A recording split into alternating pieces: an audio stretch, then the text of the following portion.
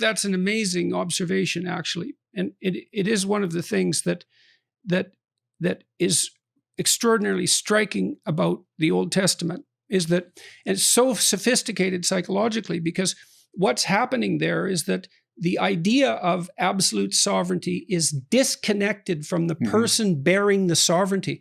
And so at the very least, again, speaking psychologically, what you have is the representation of God as that which is sovereign. And now each individual can be a representative of that.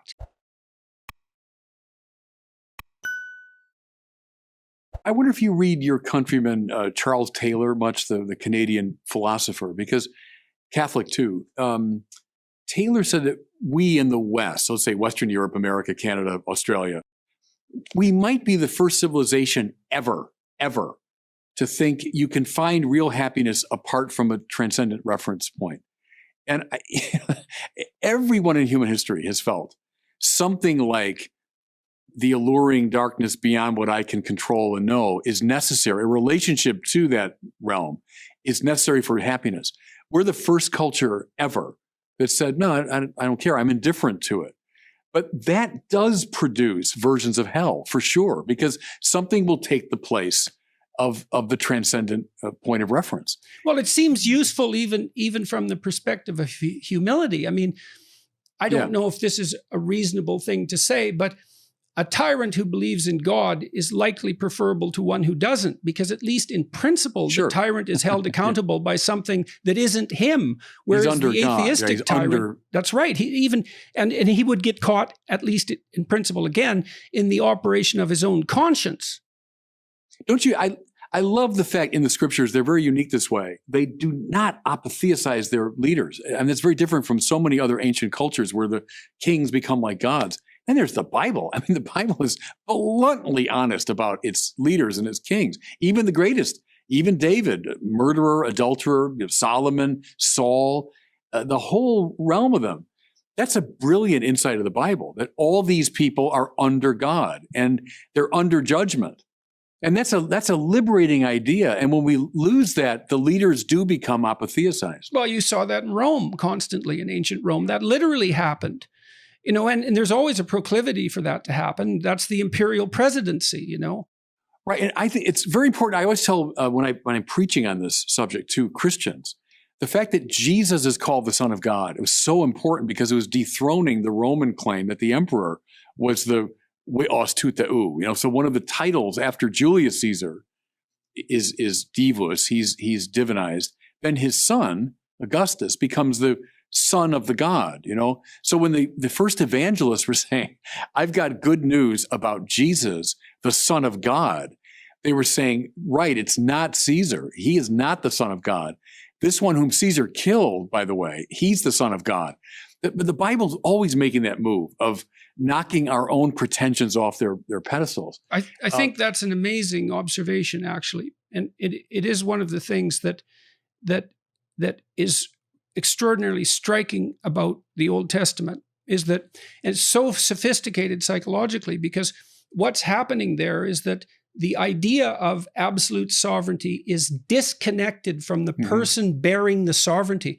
And so at the very least, again, speaking psychologically, what you have is the representation of God as that which is sovereign. And now each individual can be a representative of that and can have that operate within them, but they aren't that. And that well, as I said, at the least, that's a brilliant psychological innovation. And the fact that the biblical characters they're realistic to the point of Dostoevskian painfulness. You know, Abraham doesn't leave home till he's what, 80? He's 75 or something. He's a late starter, right? And then his life is just one god-awful catastrophe after another for the first while. It's like, you know, you have some contempt for him, let's say, because he's hanging around his father's tent, and then he does finally pay attention to the call of adventure, to God's voice, and he goes out and encounters tyranny and starvation and corruption, and he makes all sorts of mistakes, and it's easy to be contemptuous, I think, of the biblical characters because of that, but it actually speaks to their intense psychological realism, and it's so useful for people to see that, because Abraham, for example, is blessed by God despite his evident character flaws, and that's the case for the patriarchs in general. And so then for it is David, remarkable. Right, a descendant of yours I'll put on the throne that will last forever, to David, who was a deeply flawed character. What I find cool is that even before you get to the human characters, go to the very beginning of the Bible, and you have a dethroning of the cosmic pretenders to the absolute.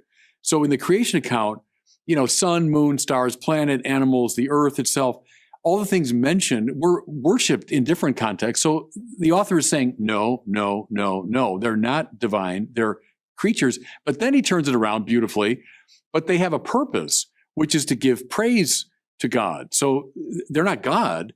They should be dethroned from that. But now they're given the privilege of praising God with their manner of being, led by the conscious creature, human beings, who, and Catholics know this, whoever comes at the end of a liturgical procession is the one that leads the prayer.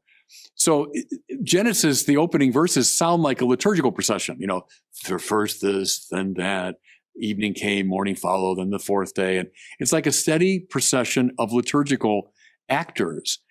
The last figure, the human being, is the one now that will lead the chorus of praise.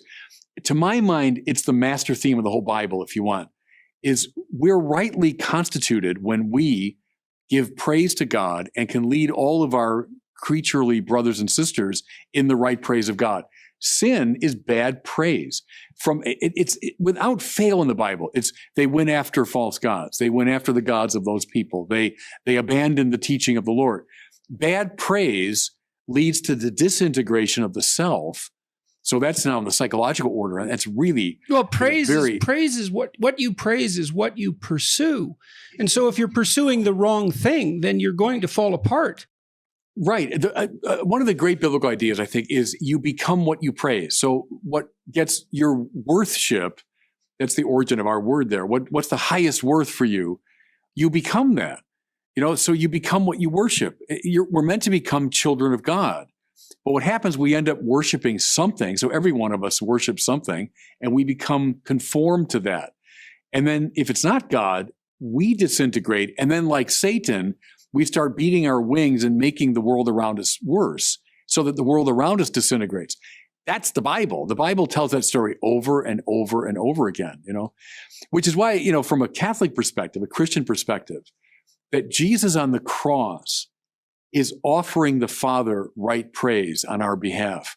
And see, now you're getting to the Mass, which is very powerful. The Mass is the great act of praise, where we join ourselves to the sacrifice of the Son, we say. We conform ourselves to Christ. I have to ask you about that because it's just burning a hole in me.